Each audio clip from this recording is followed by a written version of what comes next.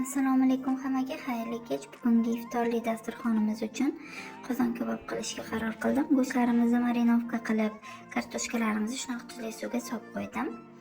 Endi yog'larimizni qizdirib, hamma mahsulotlarimizni ketma-ketlikda qizartirib olamiz. Kartoshkamizni birinchi men qizartirib oldim. Ko'pchilik qozon kabobni har xil qiladi. Men qizil sabzi ham solardim, lekin afsuski bugun qizil sabzimiz qolmabdi. Shuning uchun uyda bor mahsulotlardan shiringina qilib, yo'g'dan bor qilib qozon kabob qilamiz. Birinchi mana go'shtlarimizni terib oldim. Ustidan kartoshkani terib olamiz. Keyin jo'xorilarimizni terib, oldindan Galina Blanka ko'stichkamizni super piyola suvda eritib qo'yasizlar. O'shani ustidan quyib yorib, keyin 1 soat yoki 1,5 soatga dimlab qo'yamiz. Ko'pchilik har xil qiladi-ku. Ko'pchilik dumba go'shtidan, dumba yog'idan foydalanadi. Men lekin dumba yog'idan foydalanmadim, chunki men ham farzandlarim ham dumbani uncha yoqtirmaymiz, hidi chiqib ketadi deb biz yemaymiz dumba.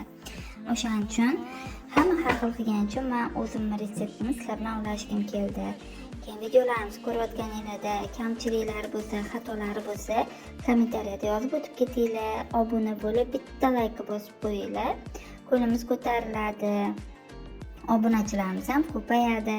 Keyin oldimga qo'ygan maqsadlarimni ketma-ketlikda bajarishimga sizlarning ham hissinglar tegadi, savobi sizlarga ham tegadi. Men bloger bo'lishga qaror qilib, ushbu videolarimni chiqarib olman. To'g'ri, videolarimda kamchiliklarim, xatolarim bo'lishi mumkin. Lekin Xudo xolasa, sekin-sekin hamma xatolarimni to'g'rilab, chiroyli videolar olishga harakat qilaman. Mana ovqatimiz pishib chiqdi. Stolimizni shunaqa kamtarona qilib, chiroyli qilib bezatib qo'ydim. Bor narsalarimizdan foydalanib chiroyli qilib qo'ydim. Ovqatimiz juda ham mazali chiqibdi.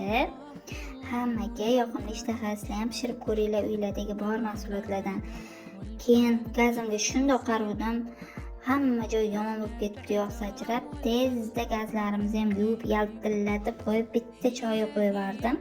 Sladkiy choy qilaman dedim, lekin chuchvarani xom sanamman. Hech ham unaqa narsa bo'lgani yo'q. Endi hamma narsalarni tayyorlab o'tiraman desam, men 3 ta bolani onasiligim esimga tushib qoldi shu desanglar. Mamiyada mana bittasi yuribdi, emaylab nimalarnidir qidiryapti. Naryoda akasi nimalardir qilyapti. Katta qizim oldimga kelyapti. Xullas videolarim mana shunaqa azvuchkalarimni ham cho'zib, nimalar qilib ish qilib oldim. Choyimni hali ham ichganim yo'q. Mana endi ichaman, chunki bolalarimni endi joylashtirib oldim. Bu yerda mana atamanim nimadir topib oldi. Hozir Nargis ham yugurib yetib keladi oldimga. Mana shunaqa bularni boriga shukr. Menga obuna bo'lib, like bosib qo'yishni unutmanglar. Hayotimizda shirin-shirin lahzalarni sizlar bilan ulashib boramiz.